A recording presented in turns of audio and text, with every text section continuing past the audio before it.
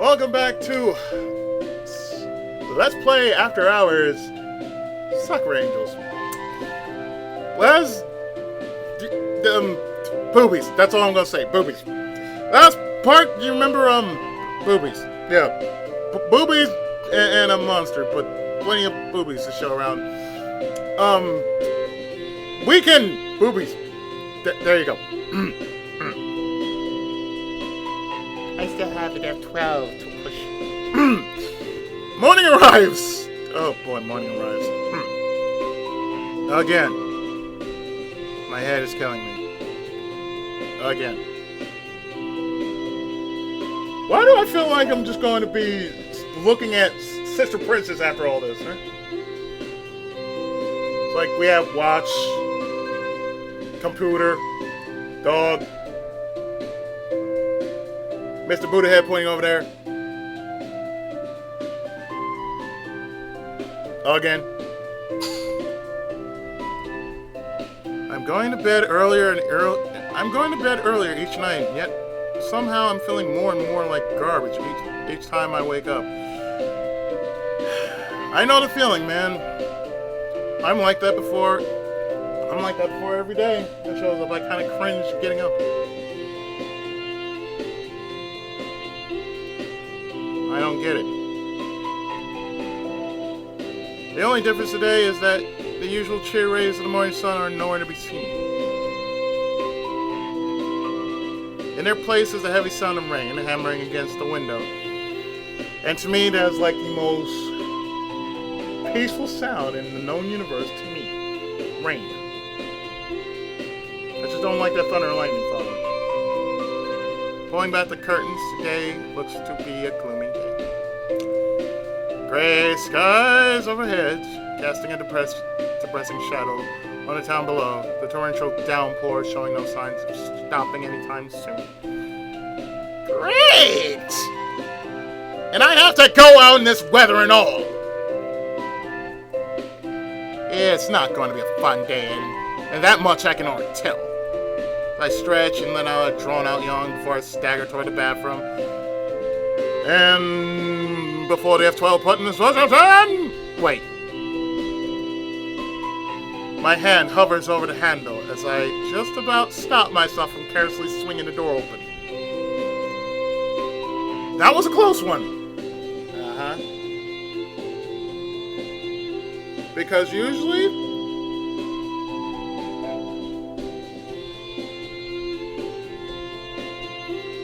let's see, the first time that happened,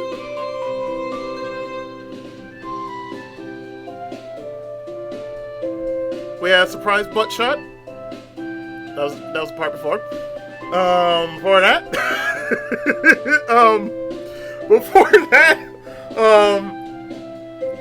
panties by Pussy Galore, and I don't know. After all that, I'm thinking to myself, if I was this dude, I'd close the door behind me. I'd drop my boxers and go to work. And this is why it's called Let's Play After Hours. I can let out all the dirty jokes I want to without any problems. And y'all be looking at it because y'all want to look at my shit. That was a close one, but I'm still having my finger near the F11 button though. I need to approach this situation carefully. Too many mistakes have been made before. I've seen ass and boobies in my face. Sayaka's ass and boobies in my face. I've seen Hikari in a state of undress that nearly got me killed. Can I go to the bathroom in peace without somebody just creeping in on me with boobies in my face? Like, hello, good morning, boobies.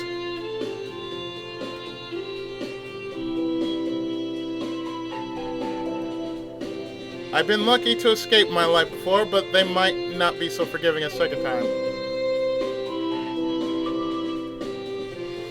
Okay. F11 at the moment. F11 at the ready. Keep breaths. F11 at the ready.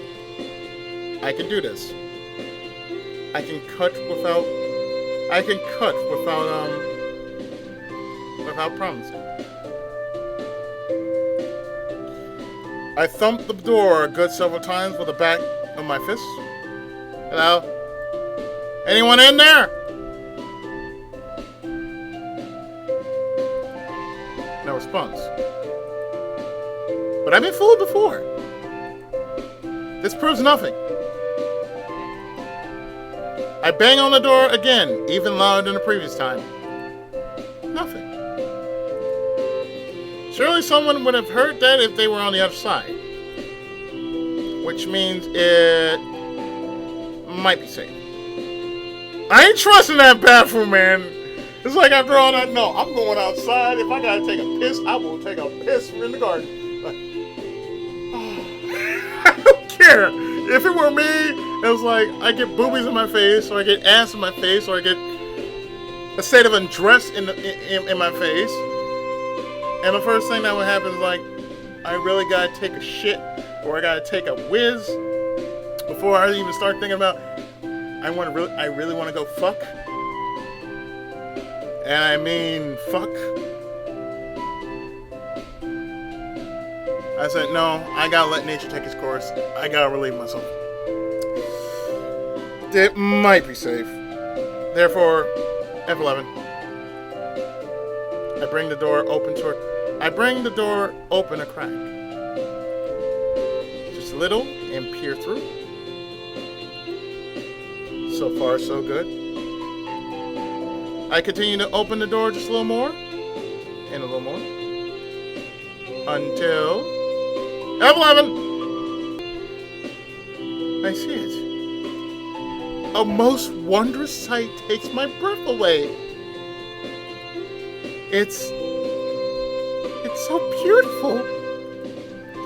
It's enough to move a man to tears. The bathroom is actually empty for once!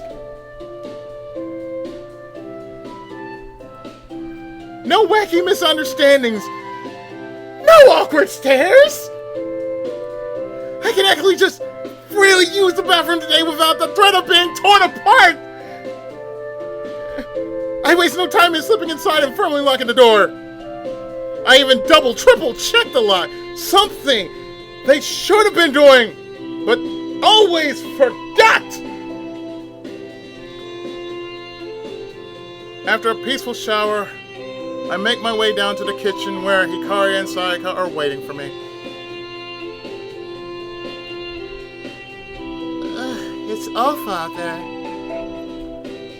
Hikari gazes out the window, a look of disgust across her face.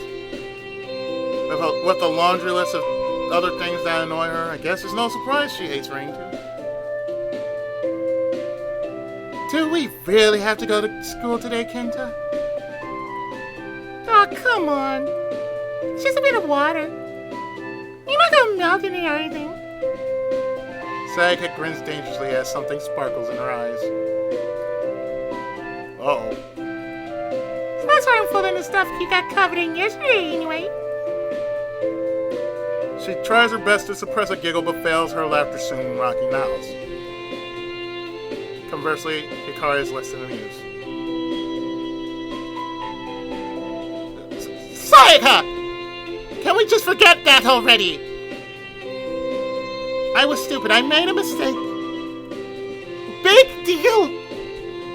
Flustered, Hikari stomps a foot toward her mischievous partner. You haven't even reached school yet and are already arguing.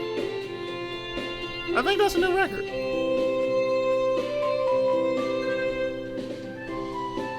And mind you, I've checked the timing on the last part. It's about at least a little over an hour, like 3 minutes. It's like 63 minutes. Oh, bam. That's how long a day really is in this story. And besides, I recall it was you who was on the verge of being expelled from the academy at some point with your antics.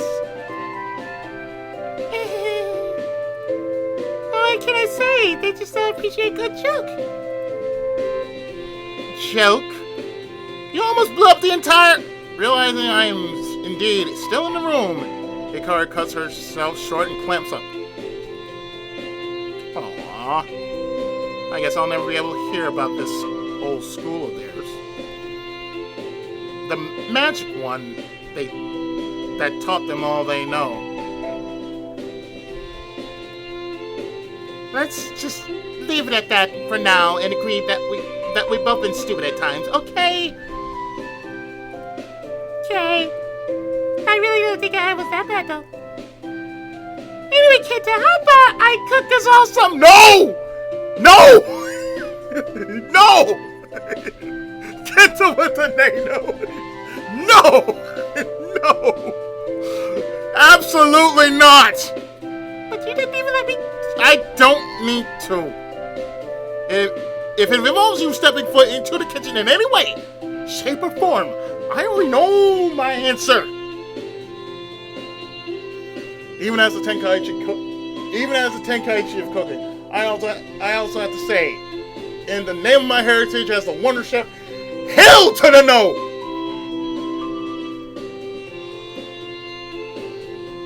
This time out, it'll really be... Nope. I'll be careful. Nuh-uh. Aw, you're being... No! Yeah, I'm not letting her or Hikari anywhere near the kitchen again. Even if they do somehow manage to leave the kitchen standing, I'm sure whatever monstrosity they concoct would do more damage to me than any monster lurking out there. If I had a webcam, you would actually see how involved I am with this. No, you're not going. No, there's not going to be a future Let's Play with my face on camera doing all this. I'm sorry. You're here for the game, not for the person behind you. Well, okay, you're for the game as well as the person doing the lines and everything. This is good therapy for me. Sayaka heaves a dramatic sigh, purses her lips in a pout, and gives me a look that suggests I've been nothing but a massive disappointment to her. Hey, I'm not the bad guy here. It doesn't last long, though, before her usual cheery expression takes over again. I think it must be impossible to truly upset this girl. After that little dose of excitement for the morning, I quickly prepare a meal for the three of us before we set out into town and brave the storm.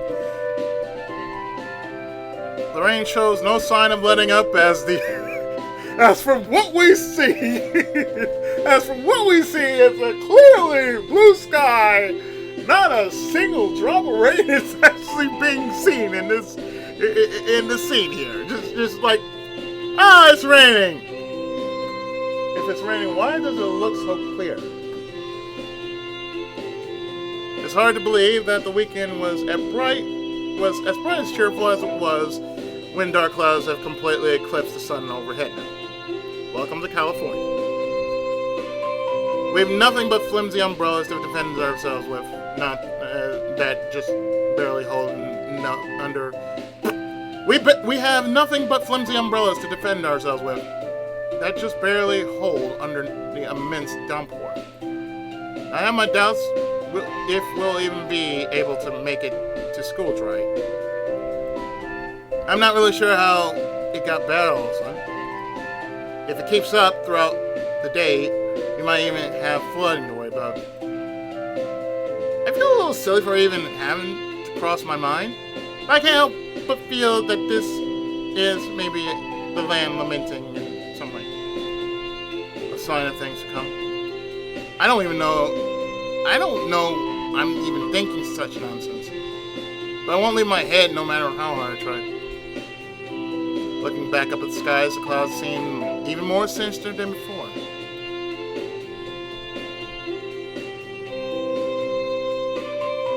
We make it to school without drowning.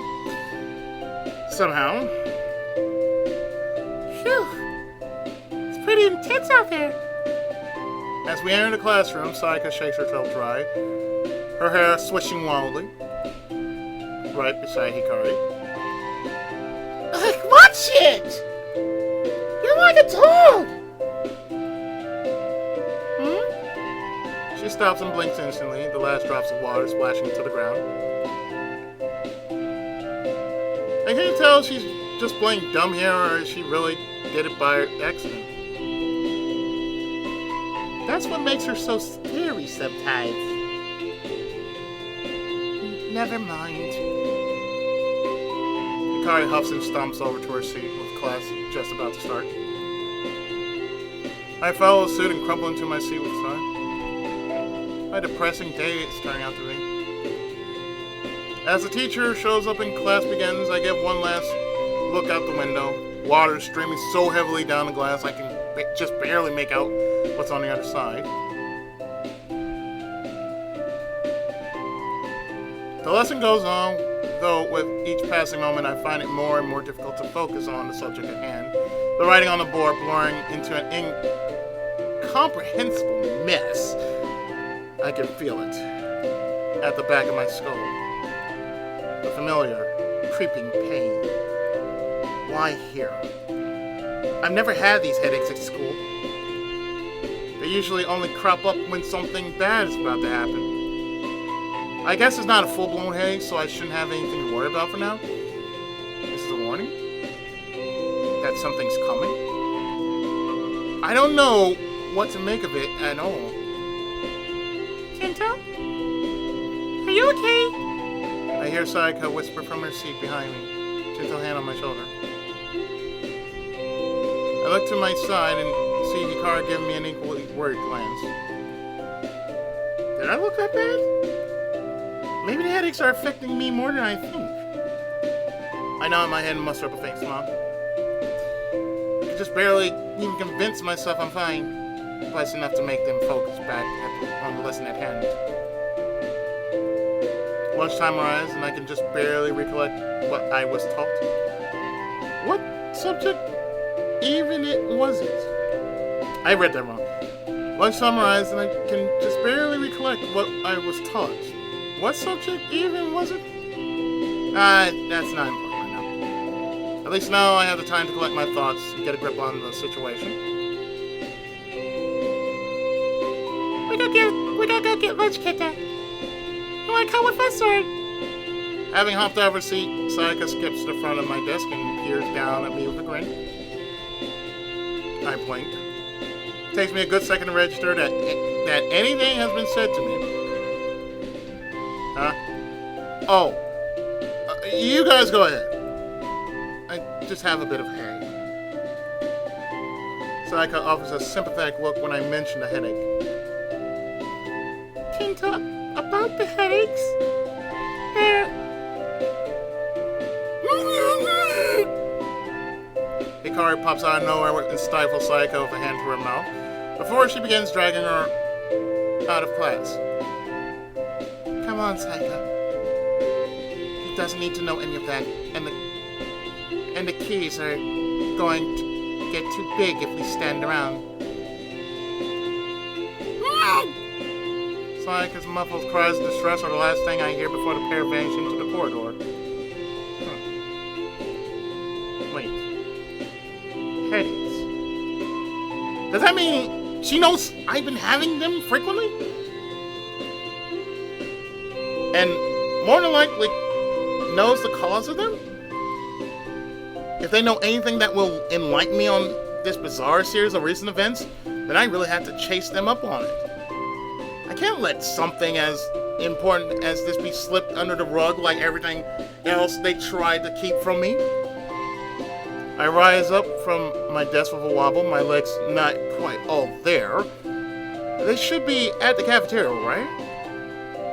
I start for the corridor myself, but something catches my eye amongst the waves of students going by.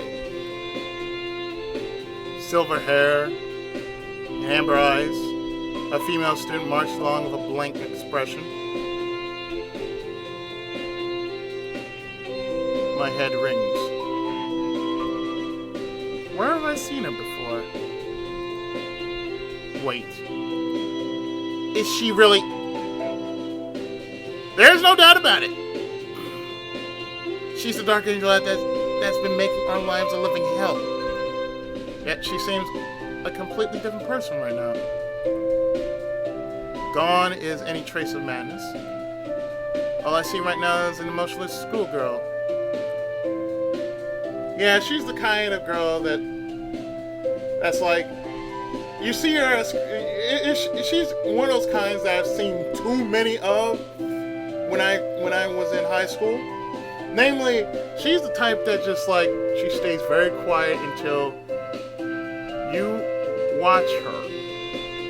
And she will have the nastiest mouth ever known. And she will swear so much that she'll make even a sailor cry. Like, oh please, somebody stuff a dick in her mouth or something. God damn. Yuzuki? Her name falls on my mouth the moment I come to the realization. Has she always been at this school? How did I not notice something as obvious as this before? Our eyes lock across the crowds. I fear something terrible is going to happen as dread sets in. But her gaze quickly flickers away before she carries on about her business. She was so intent on getting me before, and now she wants nothing to do with me. Something isn't adding up here. It's high school, man. Nothing ever adds up. I know it's a stupid and reckless thing to do, but I can't help but chase after her. If I go to get Sayaka and Hikari, she might be gone by then. It's hard to keep up with her as the waves of students crash against me. Everyone in a frenzy to get their lunch, but I could just about manage to catch a glimpse of her heading for the staircase. Yuzuki! Wait! She pays me no mind and continues to ascend the stairs. Why am I following her? I don't know what I could possibly get out of this beyond our early demise. Yet I still insist on hiking up the stairs after her. She seems so different. Maybe I'm just secretly hoping that there's more to her than initial crazed monster that confronted us 2 times before. Something that will help me make sense of this mess. I reach the top floor, breathless after climbing the stairs, 2 steps at a time. I peer out into the corridor to try and see where she might have gone to, but there's nothing. I wasn't sure I was that far behind, though. I'm sure I wasn't that far behind, though. So where did she disappear to? I mean, this is where the stairs end. Unless... would she really be out there? In this weather! I make for the staircase again and go up a short flight of stairs leading to the rooftop. The rain sounds more violent than ever outside. Can't possibly imagine someone willingly wanting to be out there. But I have to check just to be sure. I fight against the raging winds and heave the door open. Yuzuki.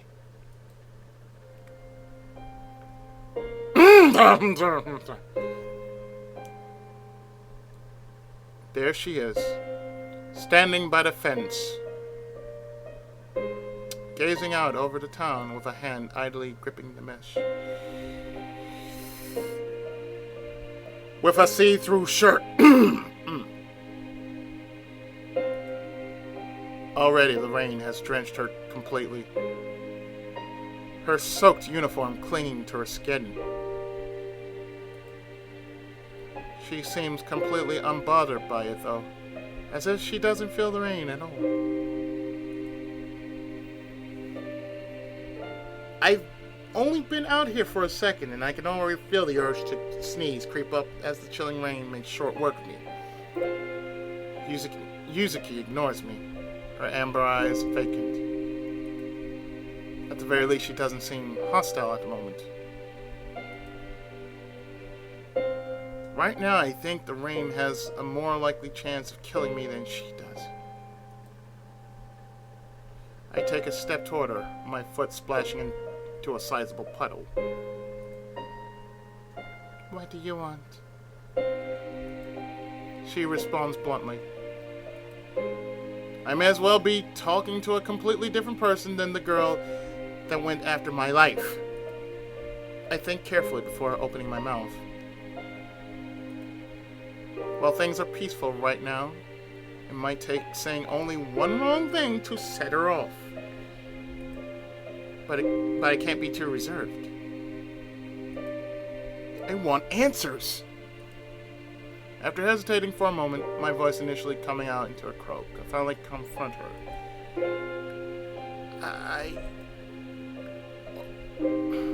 Why are you so set on killing me? I don't understand any of this. What I mean is, why me? She tenses up for a moment at the sound of my voice. I fear I might have said the wrong thing already, but she gradually relaxes again. I'm surprised you even noticed me at all today. Tell me, Kenta. How long is it we've been in the same class together? What? Has she really been in the same class as me? I'm sure I would have pieced together things a lot sooner if that were the case. If you hear the sound of my fan going off, it is really hot, so I have to really keep myself cool. It's not entirely over with this weather here in California, so I spare no expense to keep myself cool. Yuzuki lets out a bitter laugh. You didn't even realize, did you? I'm not sure I may as well be a ghost. Do you know what it feels like to be completely invisible? When no one will even so much as glance my way. I've been through that, but that's only because I've been an introvert in my life.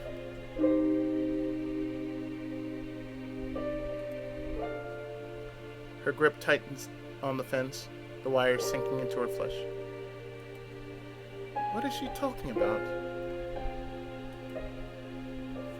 To never be picked as a partner for projects.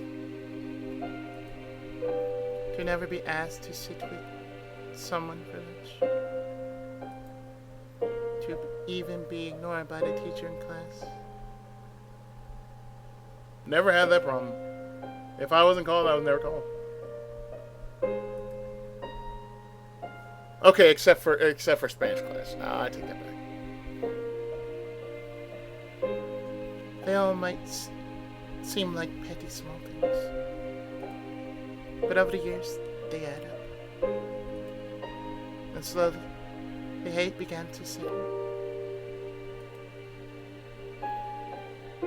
People are selfish, rude, arrogant.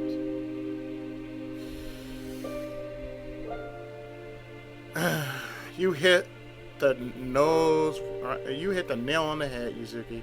People are often selfish, rude, and arrogant. And you're probably just thinking, why don't you make the effort to make friends yourself? I guess that thought did come to mind. All I can do is stand and listen as she continues, ignoring the urge to shiver.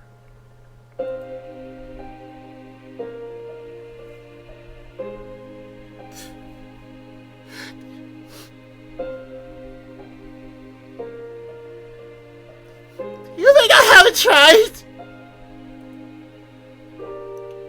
I tried so hard today to be social, to talk to people. But at a certain point, the social circles set it become impassable. I was looking to join. My cheerful greetings were met with complete indifference. My attempts to talk with classmates were met with painful stares. And then back home to sit in the dark, only hope before I have to force myself to come back to school. A place teeming with people, yet here I feel the most lonely. It wasn't too much to ask for a friend. Someone I could talk to, confide in, and have fun with. Just like they do with the TV shows. It's not really so much.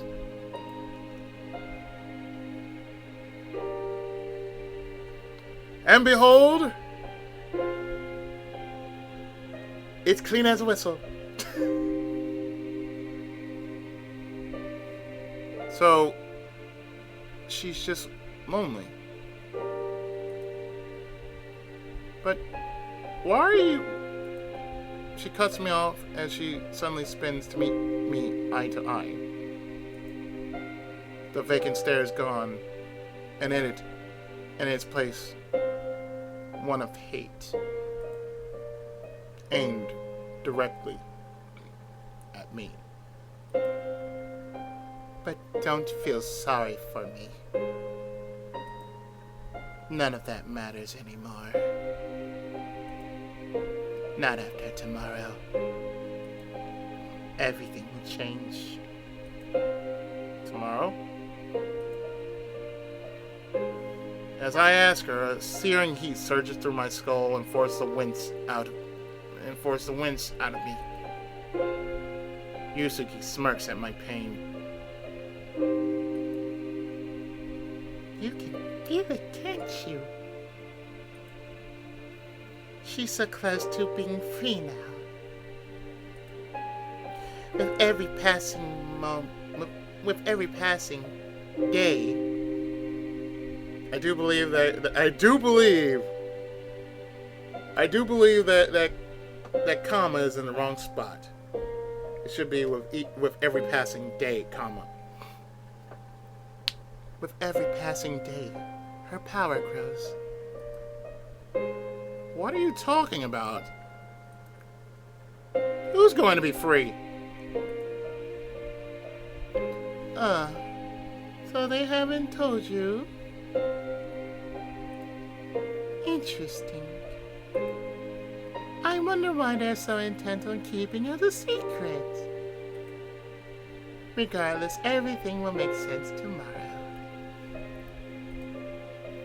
I'll finally get what I want, and she'll finally get what she wants. Yuzuki drifts past me as I struggle to keep upright, the headache refusing to die down. Goodbye for now.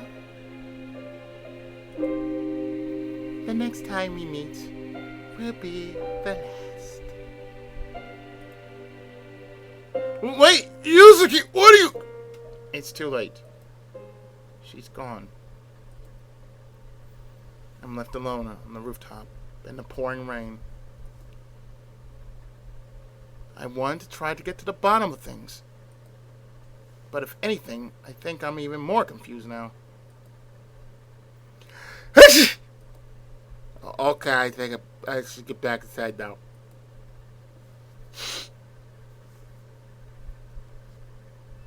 Soaked to the bone, I squelch into the classroom. I didn't see Yuzuki on the way down, and she doesn't appear to be here either. So I have no idea where she might have vanished to. So I've lost her, and now I'm probably going to succumb to pneumonia. Great. Ah! Kenta! What did happen? Oh. I guess Sayaka came to check up on me since I was taking too long to get to the cafeteria. I turned to meet her with a faint smile, my hair dripping wet. If I tell her Yuzuki's here, or that I went to confront her on my own, she might worry needlessly, so I'll keep it a secret for now. It's nothing. Don't worry. Nothing? Kenta, you completely dressed! What were you doing? I had to go out to get something, but wasn't too much of a rush to remember my umbrella. I'll be fine, really. Okay, a sneeze isn't really doing me any favors. Come on, let's go get you all dried off. You're gonna catch a cold at this rate. And Hikari will flip if she sees you like this. True. I'm lucky it was Sayaka that found me first. I offer no resistance as Sayaka takes me by the wrist and guides me out of the classroom. She doesn't question me any further on the subject, of which I'm thankful for. Also, dying in the rain aside, the rest of the school day goes by without much more happening. I catch no further sign of Yuzuki, though my headache lingers. I try to piece together everything Yuzuki had said. From what I can understand, she's doing all this because she wants friends? Doesn't make sense. How did she end up the way she is to begin with? And who is this she Yuzuki kept referring to? Someone that is somehow linked to my headaches? By extension, I can only assume she's the cause of the monsters and everything else that has been going weird lately in my life. Yuzuki also implied that Sayaka and Hikari know more than they're letting on, which I could tell already, but not to this extent. I want to question them about all this, but I'm sure I'll be met with the same silence. Ugh!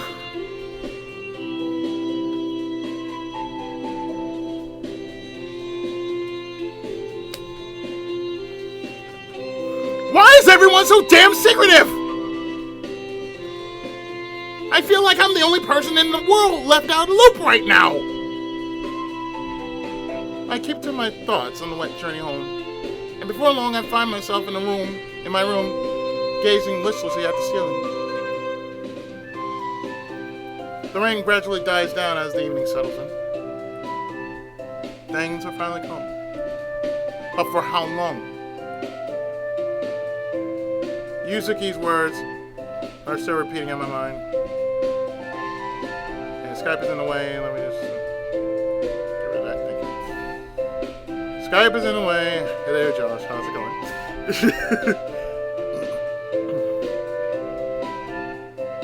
Yuzuki's words are still repeating in my muddled mind. Something is going to happen tomorrow. Something bad. And I have no idea what.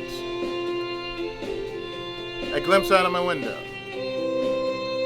The usual tent is there, albeit a little more wet than usual. I feel sorry for them having to camp out there in this sort of weather. Those two girls. They've got to know everything that I'm struggling to understand here.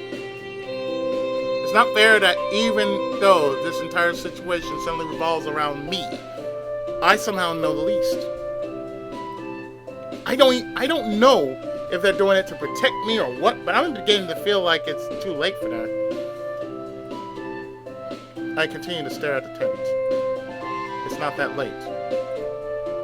So they might still be awake. Okay.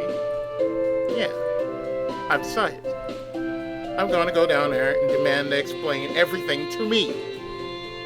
I have to make a stand and be assertive. No more secrets. No more games. I refuse to leave them alone until they tell me all I need to know. I'll leave them no choice. Steeling myself, I slip on my shoes and sneak out into the garden. Yep. This is happening. I'm finally going to learn everything. I approach the tent, its entrance securely zipped, but that won't stop me. I know how these things work. That's why my finger is at the F11. I grab hold of the zip. I'm pushing a button. 1 second. No hesitating here. Pressing the button again. I'll give them no time to stop me. Once again. If I'm pausing this, there's a reason why. If I'm pausing this multiple times, there's a reason why. Yeah, it's like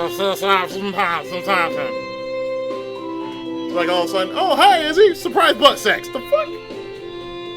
You want to have a go? The fuck? We'll just unzip this for you. Zip. Okay, surprise butt sex for the both of us. The fuck? So you mean you girls want me to fuck the both of you? Your kind of surprise butt sex. Okay. Alright, okay.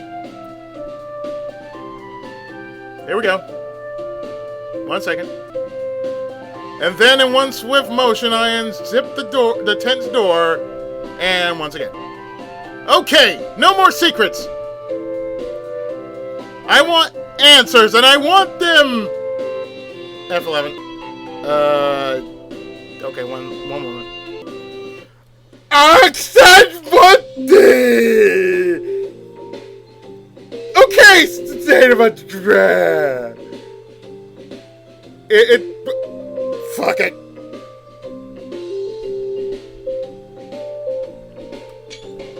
There.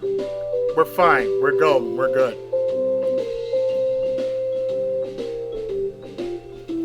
I want them titties and ass. Yeah! Kenta? What the hell? What do you think you're doing? Oh, no. I may have made a mistake here. No, you think? Apparently past experience have taught me nothing. No, you think? My jaw drops and I find myself unable to put together any form of reply at the sight before me. Double the titties, double the fat. Opening the tent, I am greeted. Upon opening the tent that he has in his pants, in my pants, I'm greeted by the pair of them undressing in a space that looks far bigger on the inside than it does from outside. Hi there. A dizzying fragrance drifts forth from the tent and stirs my senses, rendering me more dazed than I was already before.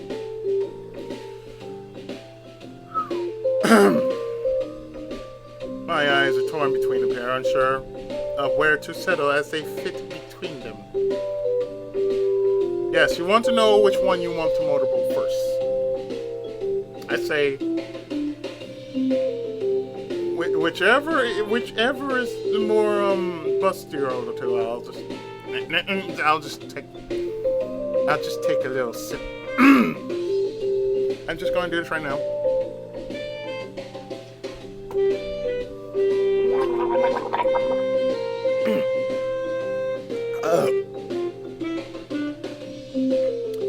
Yes, my eyes are torn between the pit and but they're both so hot.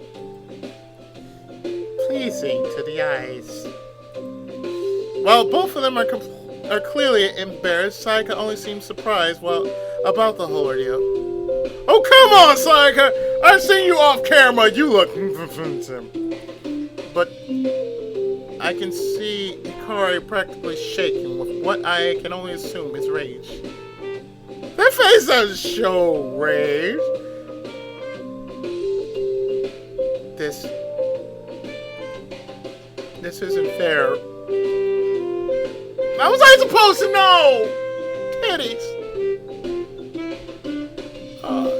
Titty twister. They do this stuff on purpose, I swear! I'm still staring at that ass. And that pussy. And that kid. Kenta! Hikari barks, scrambling for something within their oddly spacious tent to cover herself with. Too much? I think I've seen enough already. Right. Sorry, I was... The right thing to do here was to zip the tent. Both tents, to be certain. Back up and wait for him to get dressed.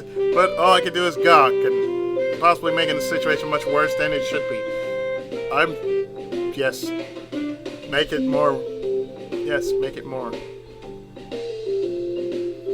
I'm sure the viewers out there wouldn't mind, especially that of the male variety. They wouldn't mind looking at that. So this is just going to be sweet, beautiful torture. Like I said, this doesn't affect me at all because I'm the one reading this shit. I'm looking at this and I have this big ass cheese eating grin on my face, and all I can say is, don't you wish you had this game too?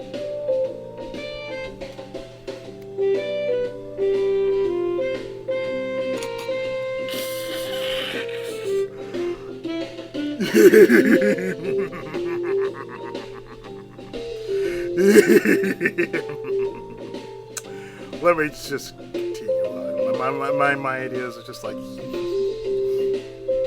curse my natural instincts! Bless my natural instincts. I can't help but look. It's what I'm programmed to do.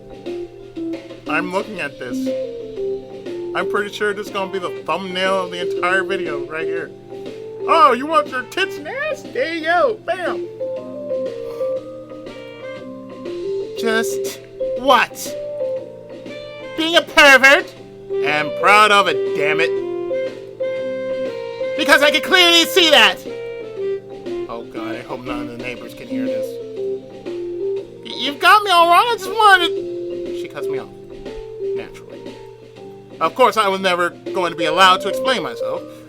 That's just how it is. That's just how it works with these girls. Oh, no, Kenta. That's how it works with any girl.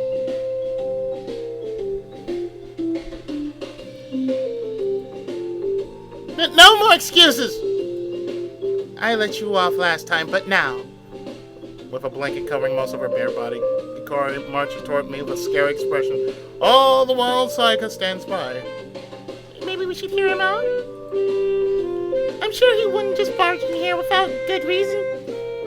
Oh, he had a good reason, all right. A perverted one. No, Hikari, listen to me. I really...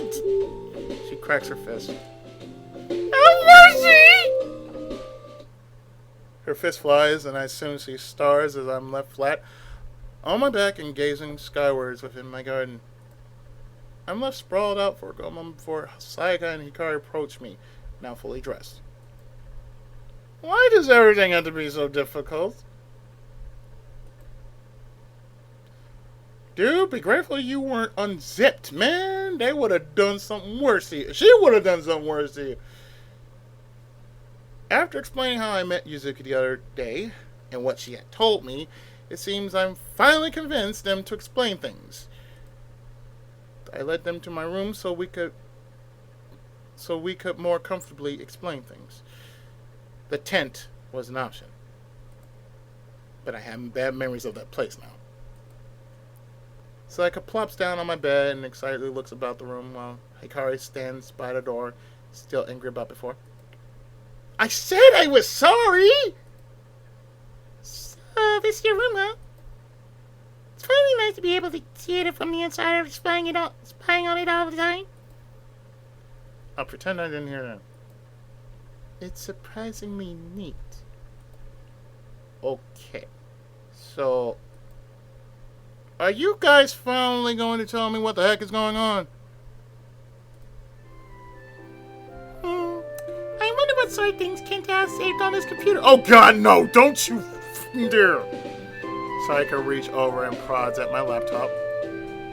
Guys, can we focus, please? Huh? Oh, right, yeah. Thank you. Sayaka sits up straight and takes on a serious expression. One that I wasn't even sure she was capable of. We really were gonna tell you, Kenta. It wasn't something we wanted to keep a secret. We just thought we could handle things on our own before letting you in on it. We thought we could handle things on our own before letting you in on it all. But as you heard from that Yuzuki person, time really is running short now. Which, by the way, I still can't believe you didn't tell us about up until now. Do you realize how much danger you put yourself in when you went to face her alone? Hikari cuts in and stomps her way to join Sayaka, fire in her eyes. And see, this is why I don't tell her anything. I know, it was stupid. But it's the only way I can learn anything since you guys weren't being so very helpful. That's... She falls silent.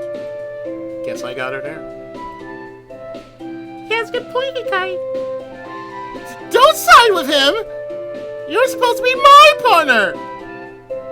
So, all I hear is how time is running short. But why? What exactly will happen tomorrow? The start of something really bad. What though? Enough with the cryptic stuff! Don't yell at me, Kenta. Sheesh. Calm down, I was just getting to that. I may have lost it there. I may have lost it a little there. I pulled back from her and quiet down.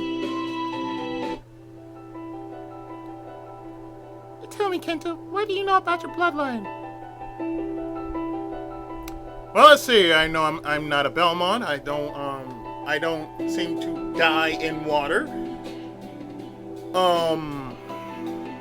Let's see. I may be from the line of Guan Yu since I like pole arms. I might be from. I might have samurai in my veins. Since I happen to like Miyamoto Musashi.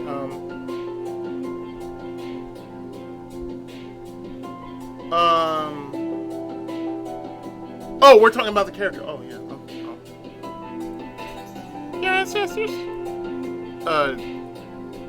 I don't really. Wait, why is this important? Your blood is the most important thing here. Oh, so I'm really Kyo Kusanagi. Okay. It's why we're even bothering to protect you. Hikari, don't be mean. But your blood is why we were sent. If it fell in the wrong hands, namely Yuzuki's, we'd all be in a lot of trouble. Why my blood? What's so special about mine? It might be a little hard to believe, but you're the descendant of a long-running line of mages, people with magical abilities.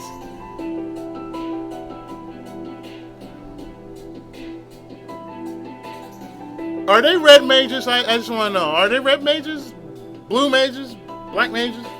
White mages? I want to know. Am I a time mage? I really want to know this. I'm interested in this. Come again? Where on earth did they take that up from? I think if they came to me with that on the first day we met, I would have labeled them as crazy. But after all I've seen, it's a bit easier to believe. How much more does it need to be spelled out for you? You have mage blood. Shouting it in my ear doesn't really help me process it better, you know. Why would I know something like this? It seems pretty important. Well, the world in general doesn't really know about the existence of magic anymore. Just like Magic Ranger. It's sort of just something that just got lost in the history books as technology slowly began to take over. You know what?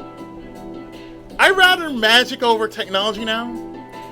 Because if it was just magic, I could do the most amazing things right now.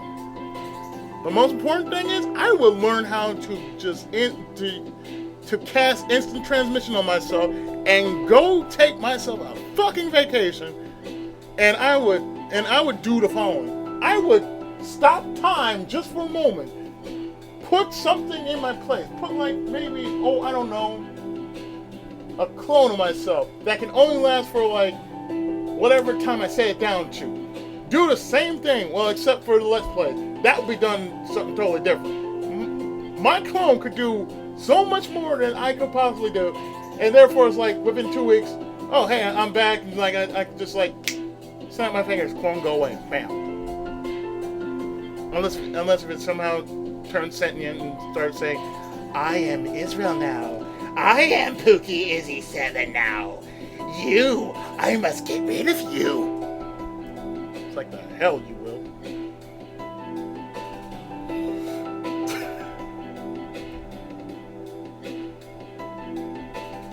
So, most fans of magic in their blood at this point don't even know about it. Just something that lies dormant now. Okay. So if a lot of people have this magic blood, what makes mine so special?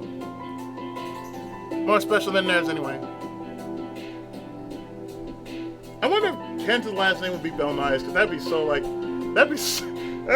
so awkward, like, wait, so I am related to the Belmont? Shit! I'm glad you asked. Sayaka hops to her feet from the bed, taking me by surprise.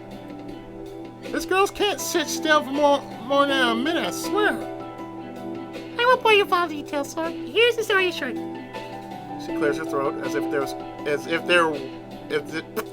she clears her throat as if this were a school presentation you have been practicing for. And I'm going to do this. Hundreds of years ago, back when magic was still prevalent in the world, there existed a mage with tremendous power. And her name was Cypher Belnatis. Oh, wait. So much power, in fact, that she was pretty much the mage at this time. Yeah, we're talking about Cypher Belnatis, right? Everyone looked up to her, and she was an inspirational. Or maybe that might have been Yoko. But you know what happens to people with all the power in the world, right? Yes, they get corrupted. Or become Justin Bieber. Whichever comes first. She frowns and lets out a sigh. They always want more power. It changes people. Corrupts them. See? What did I say? She soon wanted dominion over everything. Over everyone, even. All the respect that people once had for her turned to fear, and she became a blight on the land. Everywhere she went, darkness flowed and spread across the land as she went about her conquest.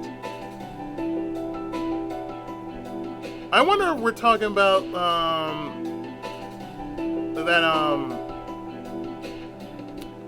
I wonder if we're talking about that villainess in Arcus Odyssey.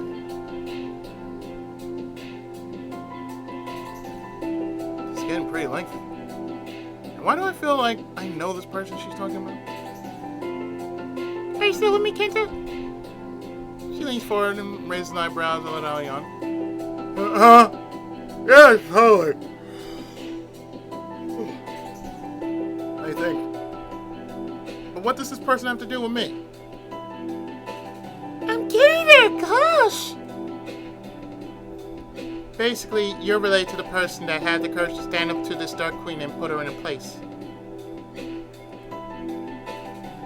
Hikari! Why'd you have to spoil things? Because if you tell the whole story, we're going to be here until the sun rises. And time is of the essence here. Aww. I was really getting into it there and everything.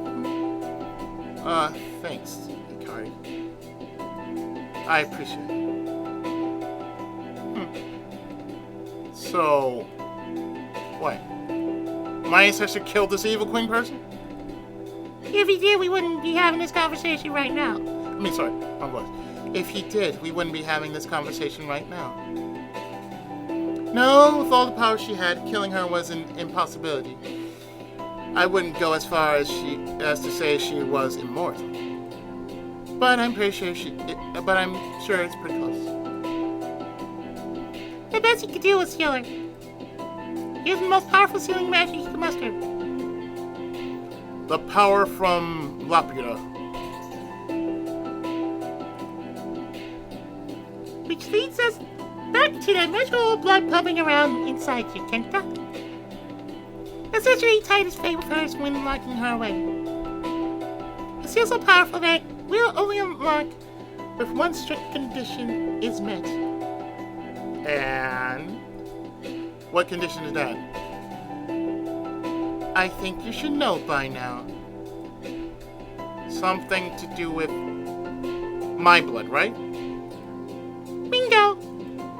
Her seal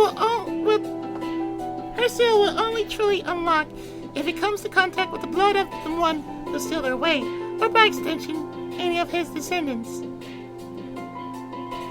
Well, actually, not just any descendant. It has to be the one who has latent magical power residing within them. So that means It means your dad is safe and that shadows have no interest in him. He does have some magic in his blood, but it's not really enough to realize any abilities. That's pretty convenient. Sayaka stretches and lets out a tiny yawn. Stop yawning! You're making me yawn! It must have been exhausting for her to focus on one subject for so long. And I'm pretty much tired. I just took a bath myself. No, there were no naked women in there. I swear to God. But I think things are finally starting to make sense. Although I wish there were naked women in my bathtub. So are you following so far? Yeah, I think. Basically, my blood is the key to unlocking something terrible? Pretty much. But then if it's connected to my blood, why are we running out of time? The seal will thankfully never break unless your blood is spilled. But it's been a long time since she's been imprisoned. Meaning that the seal is weakening in its effectiveness with each passing day, and ever so slowly her influence has been creeping into the world. Kenta, your headaches? I see. So she's almost calling out to me in a sense. It's why the monsters have been as organized as they have. And why that girl, Yuzuki, she's instilled whatever power she can muster into that girl. And is using her as a puppet until she's finally free.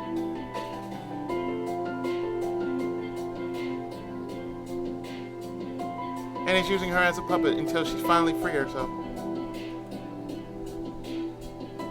I'm not sure what lies she must have fed to that girl in order to get her to obey. But she's infected her mind. So that's not really her. Okay. And given the current rate that her vileness has been seeping from her prison, tomorrow will be when she achieves even more influence on the world. The monsters will become more rampant than before. Yuzuki will become more powerful too. Basically, our job will become even more difficult than it already is. That's bad, huh? Very! Which brings us to our next order of business. When we were first assigned to watch over you, all we had to do was take care of a stray shadow or two if they suddenly decide to act on instinct. And that was easy enough. You had no idea those things even existed, and we were able to keep hidden and watch from afar. But then things started to go wrong when you saw that shadow. It really took both Hikari and I by surprise. It was like it was on a mission and completely slipped past our super vigilant watch. If I recall, wasn't that the day you insisted on getting us a sandwich? Nope! We were ever vigilant.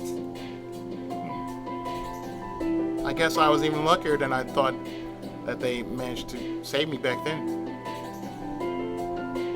So anyway, once we were forced to show ourselves to you, it was clear that something wasn't right. At all. And that was even more obvious than when Yuzuki's assaulted us. Wielding a power unlike anything we've seen before. We've been looking into it when we have the free time. Which is rarely ever when tasked with having to watch after you. Well, excuse me for existing! Or I should do it like this. Well, excuse me for existing, princess. And it quickly became apparent that things weren't going to solve themselves once we learned that the seal in place has been weakened. We need to reinforce the prison. Strengthen it so that our influence can't affect the outside world anymore. Only if it were that easy. We could have done it ourselves without bothering you. Sayaka pulls a complicated expression. I don't think I'm going to like what she has to say next. Kenta, we need your help. Me? How the heck am I supposed to help? You're the ones with all the fancy powers. It's not exactly the idea that we have to rely on you, I know. But we've no choice. And we're out of time to search for our alternative means. Basically, since the seal was created by someone in your bloodline linked directly to them, it can only be strengthened by someone bearing the same blood.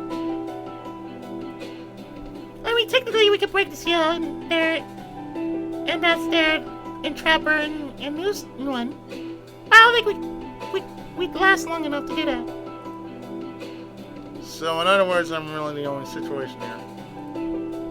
I'm not sure how to take this. I don't know the first thing about this magic business, though. And I'm even capable of doing such a thing. Sayaka takes a moment to ponder things, a finger held to her chin as her eyes run over me. Do you remember the night when Hikari was having fun with that tentacle shadow? When she was having fun with that tentacle shadow. I was not having fun. I guess so. But what does that have to do with anything? You used Hikari's sword, didn't you? Yeah. But I don't... Kenta, you must have noticed yourself how light that sword was. Sorry, wrong voice. Kenta, you must have noticed how light that sword was despite its size, right? It's a blade infused with magic that connects with the wielder to deal swift and powerful blows with ease. So infused, in fact, that if someone not capable of controlling that amount of magic were to attempt to wield it, they go boom. The magic would be too much for them to handle. Boom. Boom, as in... Hamilton!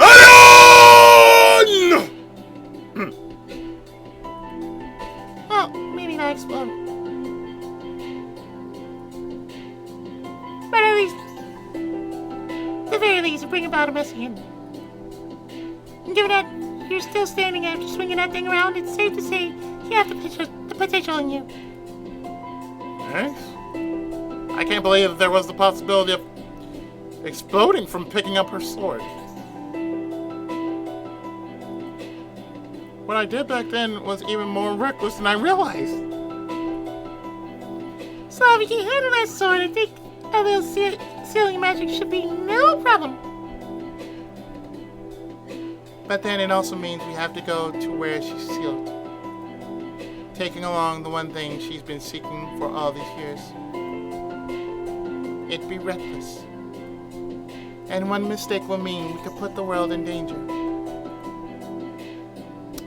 No pressure then, huh? I try my best to keep things lighthearted and force out an awkward laugh, but it's difficult after hearing all this.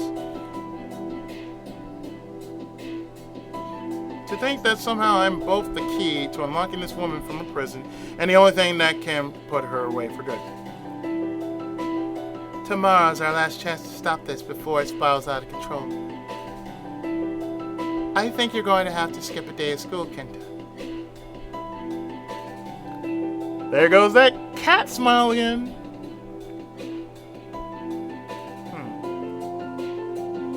I wonder if saving the world is a valid enough excuse to miss a day of school.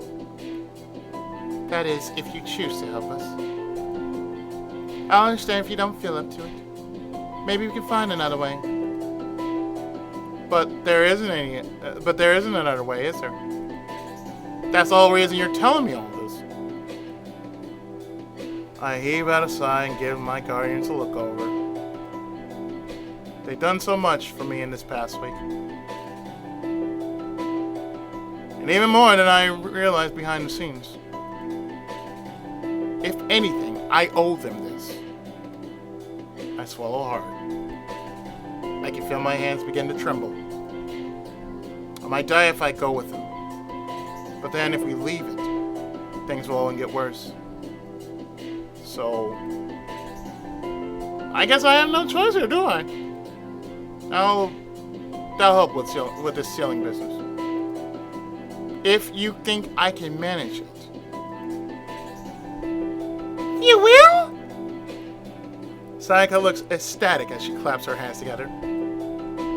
Was she not expecting me to help? Was she not expecting me to help? Hikari looks equally surprised. Jeez, a little faithful goes a long way, guys. It's the least I can do after you guys have been risking your lives for me every day. If I finally have a way to help, then I'm not going to waste that chance. Kenta. You know, you almost sounded cool there. Almost. I think we need to work on your heroic dialogue. But that'll have to come later. Got lots to cover if you guys sail away this Dark Queen, so pay attention. And just when I thought the night couldn't get any longer, yet another lecture begins. I'm sure it wasn't easy for them to teach someone like me the basis of magic. Someone who only just barely was aware of its existence at all. I'm not even sure if I've got the steps down. But after hours of practicing, they assured me I've got it down. I won't be able to tell for sure until the real thing. That's what scares me. What if they misjudge what I'm really capable of? Or I mess up? Or there's a whole range of possibilities of things messing up on the day. There are the thoughts that stay with me long after the girls return to their tent to catch whatever rest they can get before the morning. The last thoughts I have before I finally drift off to sleep is that the toughest day of my life is now lying ahead of me.